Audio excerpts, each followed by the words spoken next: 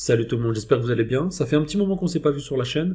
Et aujourd'hui, petite vidéo pour corriger le contrôle que j'ai donné à mes premières spé autour de la forme canonique et la formule du delta. Alors, le contrôle, c'est pas forcément bien passé pour tout le monde. C'était peut-être un petit peu long pour certains, d'autres étaient un petit peu rouillés en sortie de vacances. Mais l'idée ici, c'est de proposer une correction pour mes élèves, pour qu'ils comprennent leurs erreurs et qu'ils s'améliorent lors de leur prochain petit contrôle, mais aussi de faire profiter tous les élèves qui tomberaient sur cette vidéo. Alors le contrôle durait 1 heure, vous voyez, il y a 3 exercices sur cette page-là, et un dernier exercice avec une petite énigme bonus. Donc clairement, quand on regarde le DS, 1 heure, il faut être assez rapide, pas faire trop d'erreurs. L'exercice 4 est un exercice de recherche, mais en étant bien rodé, il y a quand même la possibilité d'avoir une note acceptable. On est parti pour le corriger, à tout de suite. Alors dans l'exercice 1, je demandais à mes élèves de mettre sous forme canonique, d'une part avec la formule du cours, et d'autre part avec la méthode intuitive, c'est-à-dire sans utiliser la formule du cours, les deux polynômes du second degré suivant. On va commencer du coup avec la formule du cours avec P de x. Donc on a ici P de x qui vaut x carré moins 7x plus 12. Je rappelle la formule du cours, on va pouvoir mettre sous forme canonique P, d'accord? Donc P de x va être égal à quelque chose de cette forme-là, à facteur de x moins alpha au carré plus bêta, où alpha est égal à moins b sur 2a, et bêta est égal à 4ac moins b carré sur 4a. Ici directement, on a a, le coefficient qui multiplie x carré qui vaut 1, b qui vaut moins 7, et c qui vaut 12. On va donc pouvoir calculer ici tranquillement la valeur de alpha. Alpha c'est moins b sur 2a, ça donne du coup moins 7, 7 sur 2 fois 1 qui vaut 2, donc 7 demi. Et bêta, c'est 4ac, donc c'est 4 fois 1 fois 12, ce qui fait 48. Moins b au carré, donc c'est moins, et on va l'écrire doucement, moins 7 au carré, sur 4 fois 1, donc 4. Ça nous donne ici du coup 48 moins 7 au carré, donc c'est 49. Donc 48 moins 49, moins 1 sur 4, moins 1 quart. Et on peut compléter ici du coup, on a P de x sous forme canonique, qui va donner a, donc a c'est 1 du coup, facteur de x moins alpha au carré, donc x moins 7 demi au carré, moins 1 quart, ok? Pas si compliqué que ça. Maintenant, faisons la méthode intuitive. Je l'ai appris à mes élèves et je vous l'apprends à vous si vous passez par là. D'abord, on factorise toujours par la quantité qui multiplie le x carré. Donc on va factoriser par moins 2. On met un crochet et on modifie à l'intérieur de façon logique ce qui doit l'être. Donc du coup ici on a x carré, ok. Le plus 6x devient quoi? Bah moins 3x. Et le moins 4 devient plus 2. On s'assure ici, en distribuant que moins 2 fois x carré nous donne bien ici le moins 2x carré, c'est le cas. Le moins 2 fois moins 3x nous donne bien ici le plus 6x. Et on finit ici avec le moins 2 fois 2 qui donne bien ici le moins 4. Donc rien n'a été perdu et le compte est bon. J'efface ici. Maintenant que c'est fait, on va du coup effectuer la forme canonique à l'intérieur. Donc on a ici q de x qui vaut moins 2 facteur. Et à l'intérieur, on commence le processus. Et je dis à mes élèves que l'on va d'abord s'occuper de ce bloc-là, d'accord? On va, dans l'identité remarquable a moins b au carré, reconstituer les deux premiers éléments, x carré moins 3x. Donc, pour avoir x carré, je vais mettre x dans l'identité remarquable, le a carré. Le moins 2ab doit me donner le moins 3x, ça me donne du coup ici le moins 3 demi, de telle sorte que ça au carré me donne celui-ci, ça fois ça me donne celui-ci, et malheureusement dans l'identité remarquable va apparaître le b carré, donc le plus 9 quarts, qui lui n'est pas nécessaire finalement. C'est pour ça que dans la méthode intuitive, on le retranche directement à l'arrivée, le 3 demi au carré. De telle sorte que toute cette partie-là est égale exactement à cette partie-là, d'accord? Et pour compléter, il nous manque du coup à côté le plus 2. On fait les calculs, et le tour est joué. Q de x égale ici à moins 2, entre parenthèses, facteur de x moins 3 demi au carré, moins 3 demi au carré, ça donne à l'extérieur moins 9 quarts, donc moins 9 quarts, plus 2 qui vaut 8 sur 4, plus 8 quarts. On met directement au même dénominateur, on effectue les calculs et on distribue le moins 2, ça donne du coup ici q de x, qui vaut moins 2, facteur de x moins 3 demi au carré. Cette partie-là, moins 9 quarts plus 8 quarts, va nous donner moins 1 quart, que l'on va multiplier par moins 2, ça donne plus 2 sur 4, qui nous donne ici 1 demi. Et on a trouvé la forme canonique, on va simplifier ici, et on va remplacer directement par 1 demi. Et le tour est joué. Ok, c'est bon pour tout le monde? Allez, on passe à l'exercice 2. Pour l'exercice 2, je ne veux pas toutes les corriger, on va faire par exemple la première et la deuxième, et finalement ce sera à peu près pareil pour la troisième. Donc on va appliquer la méthode du delta. Pour la première, on va calculer notre delta. On a delta qui vaut b carré moins 4ac, Pour la première, A, c'est 1, c'est ce qui multiplie x carré. B, c'est ce qui multiplie x, c'est moins 10. Donc B égale à moins 10. Et C égale à 16. On calcule le delta. Il vaut du coup ici b carré, donc moins 10 au carré, moins 4 fois 1 fois 16.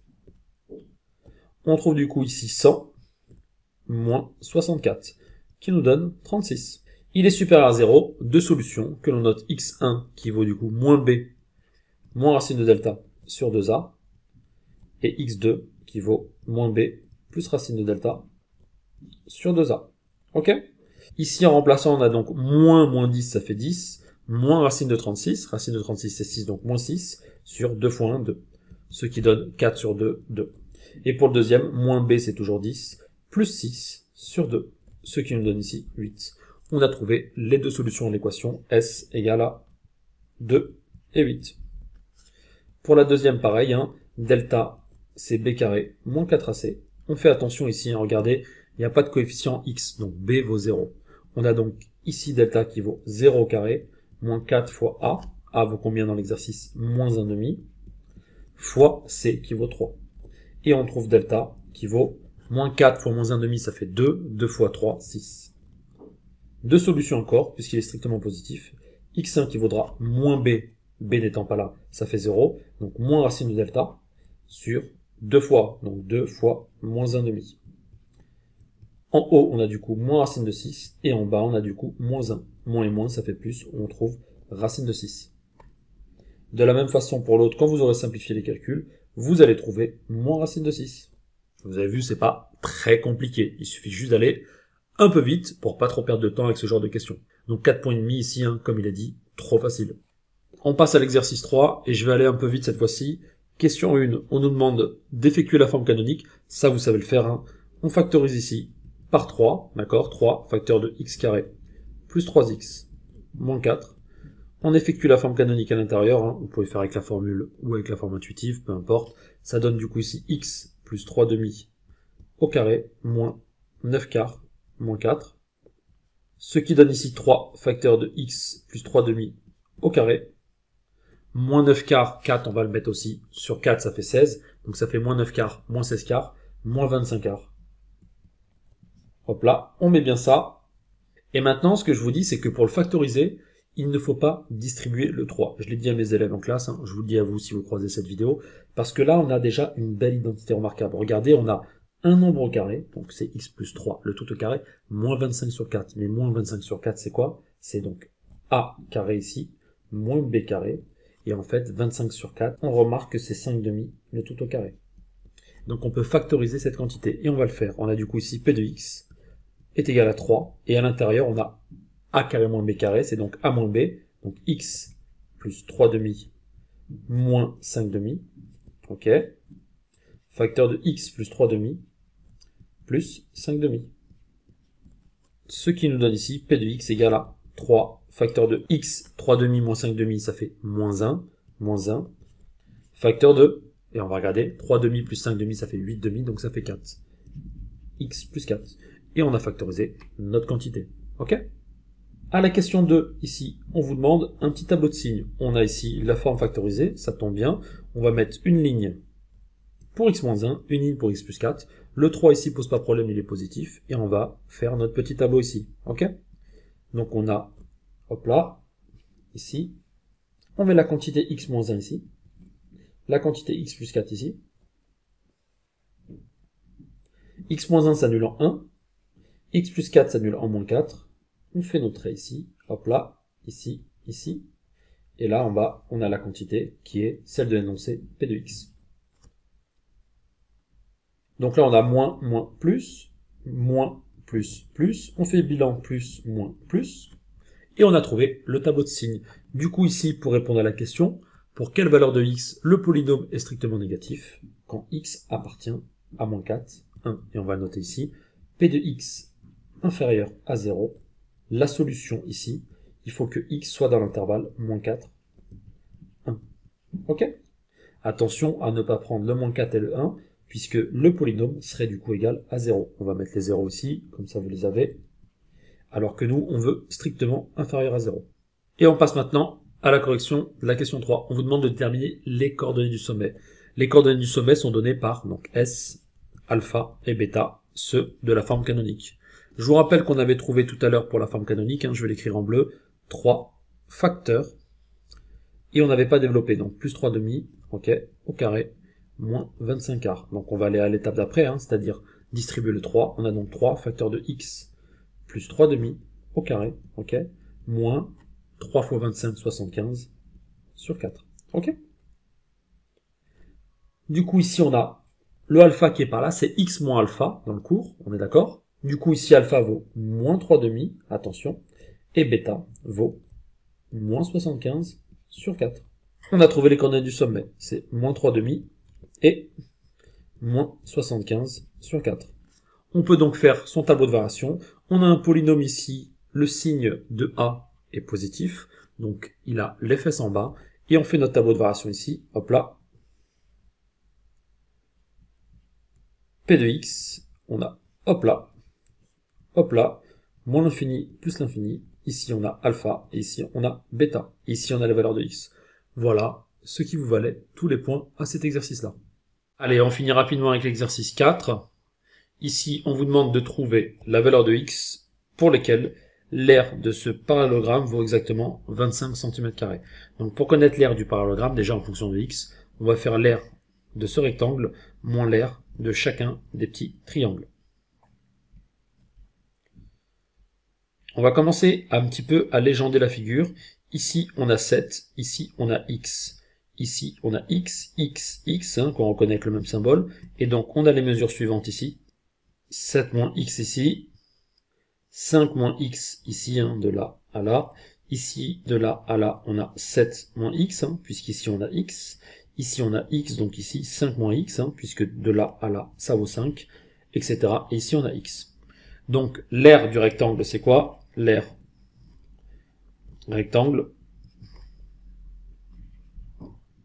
bah ça c'est simple, c'est 7 fois 5, largeur fois longueur. Donc 35 cm². La somme des aires de tous les petits triangles. L'aire de ce triangle, elle vaut combien? Base fois hauteur divisé par 2. C'est la même ici, base fois hauteur divisé par 2. Ici, base fois hauteur divisé par 2. Base, pardon, fois hauteur divisé par 2. Donc on va avoir du coup 2 fois cette quantité-là, ok, puisqu'elle est là et là, et 2 fois cette quantité-là, puisqu'elle est là et là. Donc l'aire totale des triangles, je vais mettre ici R triangle, c'est du coup 2 fois l'aire d'un petit triangle, qui vaut base fois hauteur, donc 5 moins x fois x divisé par 2, plus 2 fois l'aire des grands triangles, qui vaut 7 moins x fois x, le tout divisé par 2. Les deux ici s'en vont, d'accord? Et il nous reste au total ici, x facteur de 5 moins x, plus x facteur de 7 moins x. Maintenant, l'aire du parallélogramme, on va l'écrire ici, en vert, R parallélogramme, avec un grand P, c'est donc l'aire du rectangle, ok, l'aire de tout ça, moins la somme de toutes ces petites aires. Donc on a du coup ici, 35 moins ce truc-là, d'accord? Donc ça, on peut développer, on va aller une étape en dessous. On a du coup ici 5x moins x carré, plus 7x moins x carré. Donc au total, on a moins 2x carré, plus 12x. Donc ici, 35 moins, entre parenthèses, moins 2x carré, plus 12x. On aimerait que ce soit égal à combien d'après l'énoncé? On le voit ici, à 25. Ok? Donc à 25.